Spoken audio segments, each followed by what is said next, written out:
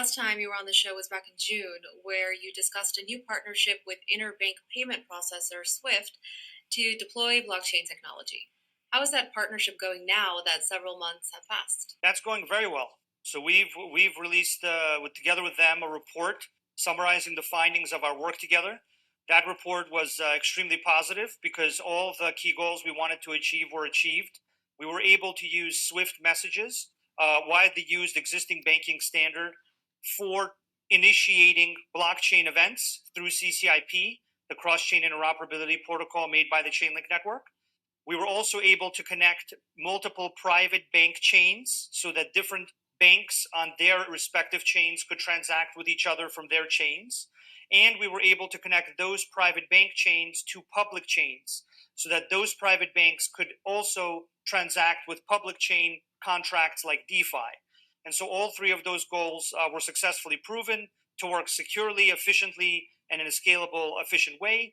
And that is now leading us, that led us to announce multiple things at Sibos, the big Swift conference, the largest financial infrastructure conference in the world. We announced things there with Australia New Zealand Bank, one of the largest banks in APAC with over $1 trillion under management, and many other entities that we're working with.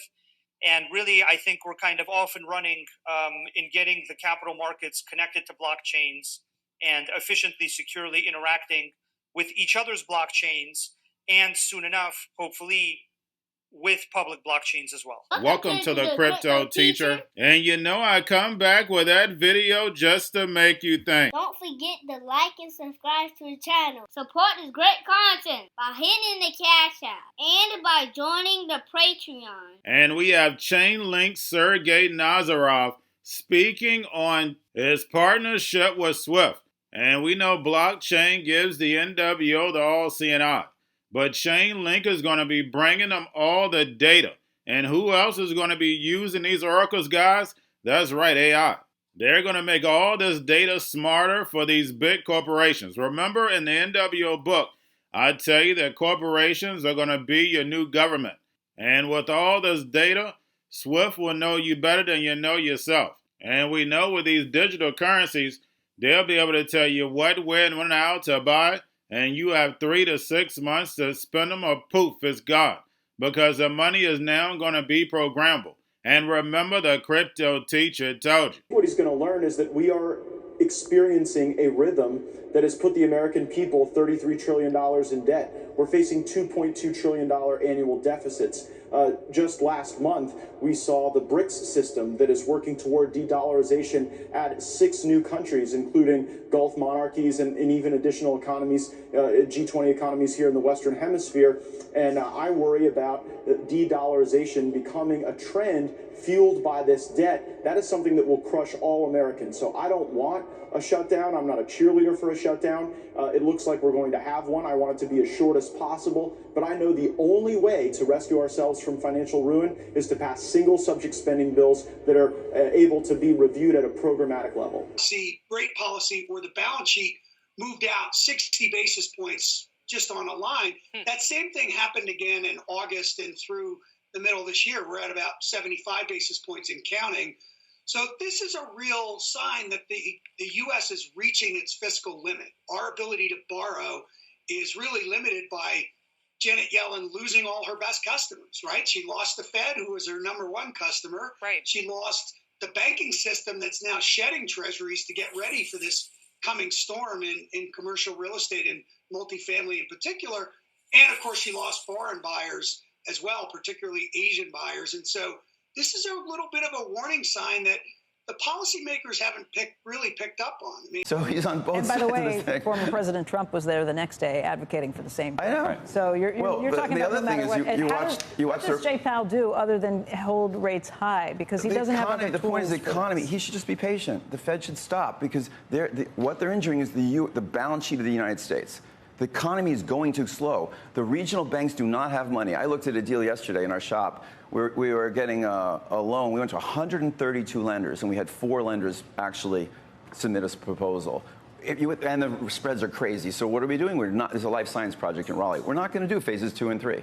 But it's not there yet. We're finishing phase one. We're under construction. We actually have demand. So your point is, even though the government, the public side of things is so strong, the private economy is getting killed, and that's right. what this is going to go on That's right. to. You're not going to have a great Christmas.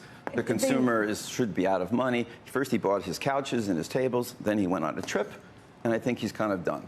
So he has a job, but they're working hard on taking those away, too. Look, Bank of America's Brian Moynihan told us earlier this week that he thinks the consumer's in much better shape than a lot of other people. He's got 66 million customer accounts between small businesses and individuals, and that they're still doing fairly well. And look, they're spending more of their discretionary spending on things like gasoline last month in particular.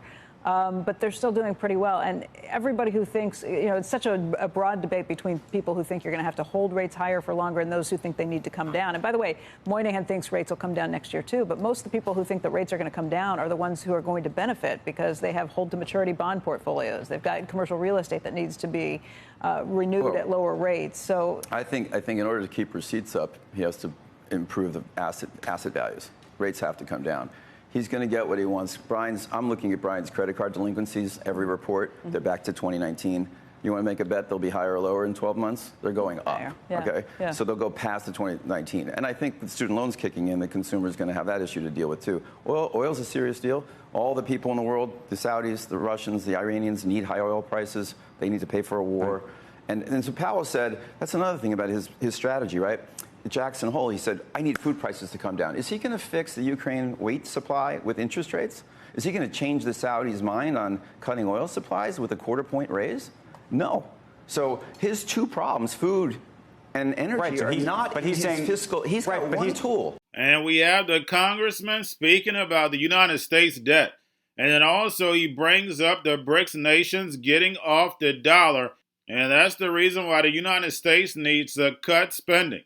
But guys, what he leaves out is all this is on purpose because we're going to be bringing in the fourth industrial revolution and the United States is going to be losing that world reserve currency. And we're going to have the rise of the BRICS nations, the emerging markets, and the digital yuan backed by that digital SDR.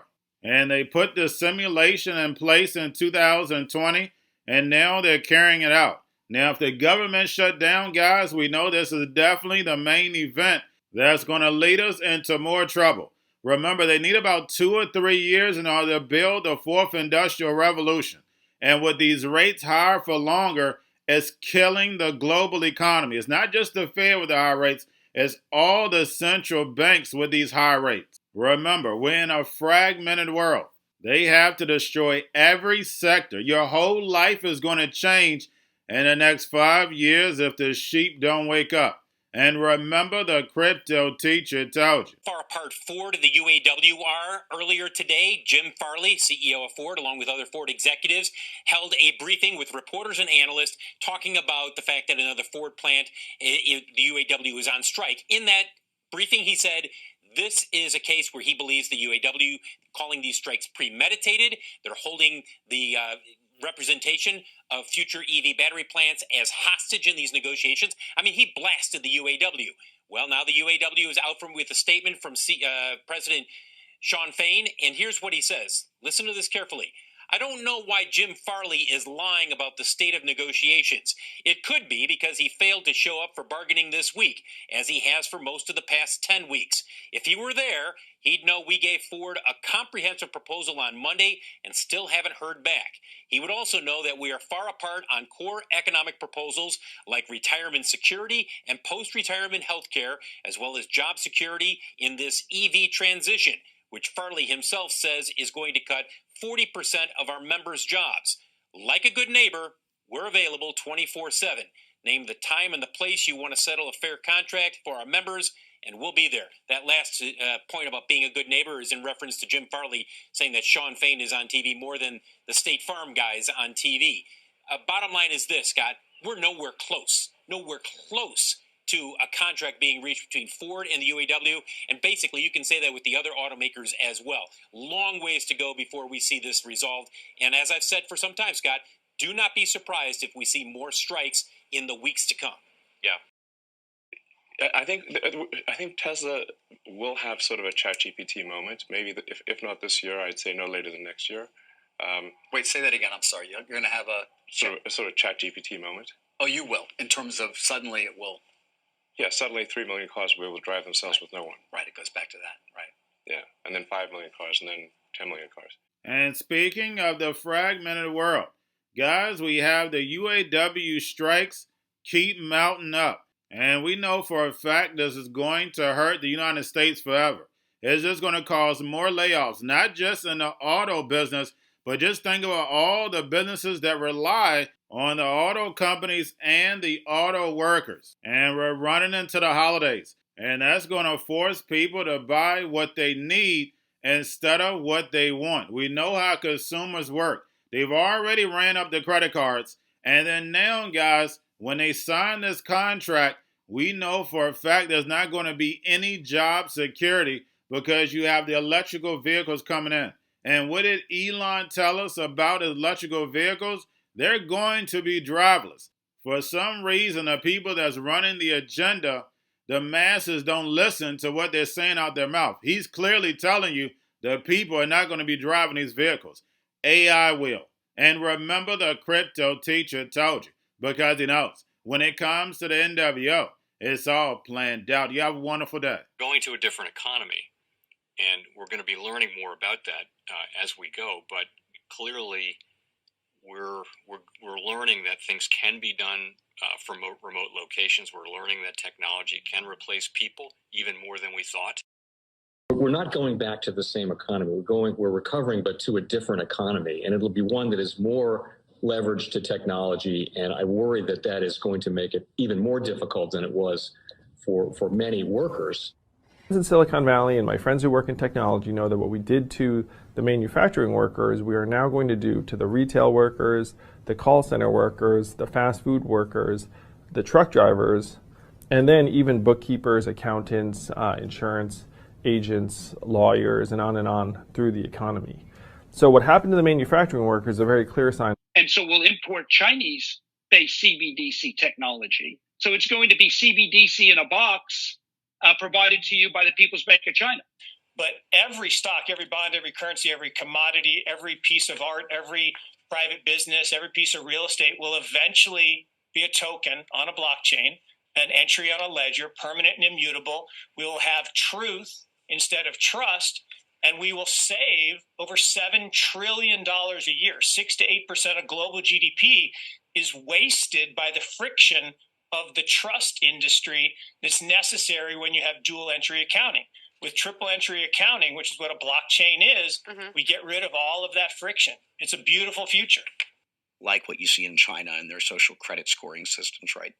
If we get identity wrong, it could be a tool to enslave humanity. And if we get it right, it could be a tool to liberate humanity. And as an American, I'm obviously rooting for the one that's on the side of freedom.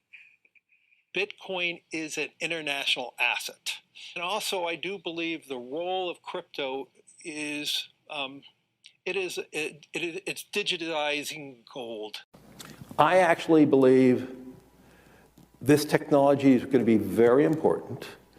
Look at it. We have been part of the huge revolution in investing through ETFs.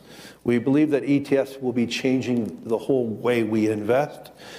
Many people still use it as a means, people are investing it for indexing. No, the majority of people who are putting money in in ETFs are active investors that are buying exposure. The entire bond market is being transformed as we talk right now. I believe the next generation for markets, the next generation for securities will be tokenization of securities. And if we could have that distributed ledger that we know every beneficial owner, every beneficial seller, we all have our code of who's buying, who's selling, instantaneous settlement. And think about it, it changes the whole ecosystem. Crypto Teacher and the new World Order book, plus the 3 kids books. It's time to re-educate. Also, new to cryptos, Coinbase, Bitrue, Binance. Do not forget book links and crypto links are in the description. The stock channel, guys. Don't forget to go like, subscribe, spread everywhere. You have your Kobo, your chip stocks, your banking, your gaming. While everybody's sitting at home, get home stocks, the Seaver, the biotech stocks. And while everybody's at home wishing they were still getting that free money, what are they doing?